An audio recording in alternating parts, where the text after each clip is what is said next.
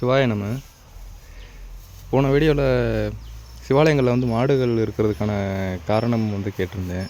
ஆனால் எனக்கு தெரிஞ்ச ஒரு சில விஷயங்களை சொல்லணும்னு நினைக்கிறேன். மாடுகள் வந்து அதிகபட்சமாக நேர்மறை ஆற்றல் சக்தி கொண்டது. மாடுகள்னால் பூமியோட காந்தப்புலன்கள் எந்த திசை நோக்கி நகருது, எந்த பக்கம் அதிகமாக இருக்குது அப்படிங்கிறத மாடுகள்னால எளிதாக கண்டுபிடிக்க முடியும்.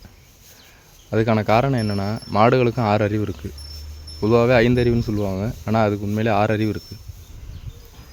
அது எதை வச்சு காந்தப்புலன்களை கண்டுபிடிக்குதுன்னு கேட்டிங்கன்னா, அதோடைய கொம்பு, தாடை, திமில் இதை வச்சு தான் அது அதிகமாக பயன்படுத்துது.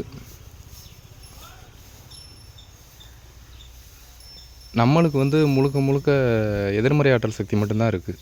நம்மளால் நேர்மறை ஆற்றல் சக்தி கிடையாது. நம்மளுக்கு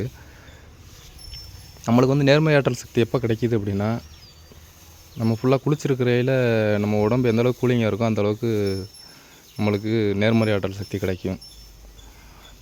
பாலோ தயிரோ அதிகபட்சமாக எடுத்துக்கிட்டிங்கன்னா எதிர்மறை தான் உங்கள் உடம்புல உருவாகும். ஏன்னா உடலை வந்து சமன்படுத்துறதுக்கு மட்டும்தான் பால், தயிர் எல்லாமே நம்மளுக்கு பயன்படும்.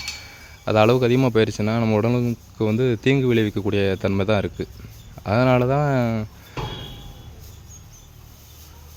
மாட்டினுடைய பாலாக இருக்கட்டும், தயிராக இருக்கட்டும், சாணமாக இருக்கட்டும், யூரினாக இருக்கட்டும், எல்லாமே நேர்மறை ஆற்றல் சக்தி அதிகமாக உள்ளது. இது மரம், செடி, கொடி வளர்கிறதுக்கு வந்து அதிகமாக பயன்படுது. இது அந்த காலத்தில் எப்படி ஒரு 4000 வருஷத்துக்கு முன்னாடி தெரிஞ்சிருப்பாங்க அப்படிங்கிறது அவங்களுக்கு தான் தெரியும். ஏன்னா அவங்கெல்லாம் வந்து முட்டாள் இல்லை, நம்ம முன்னோர்கள்.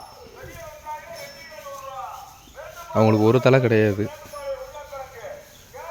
அவங்களாம் அந்தளவுக்கு சிந்தனையாளர்கள். இயற்கையை எந்தளவுக்கு பாதுகாக்கணும் அப்படிங்கிறது வந்து மாடுகளுக்கும் அதிக பயன் இருக்குது. அதுக்காக தான் இந்த பூமிக்கு அதிகபட்சமான நன்மைகளை செய்யுது. இது அழிவோட விளிம்பிலிருந்து நாட்டு மாடுகளையும் காப்பாற்ற வேண்டிய சூழ்நிலை நம்மளுக்கு அதிகபட்சமாகவே இருக்குது. ஜல்லிக்கட்டு நடத்துறதுனால நாட்டு மாடுகளை காப்பாற்ற முடியுமான்னு கேட்டால் இல்லை, சத்தியமாக. வீட்டுக்கு 2 மாடு வளர்த்தா மட்டும்தான் காப்பாற்ற முடியும்.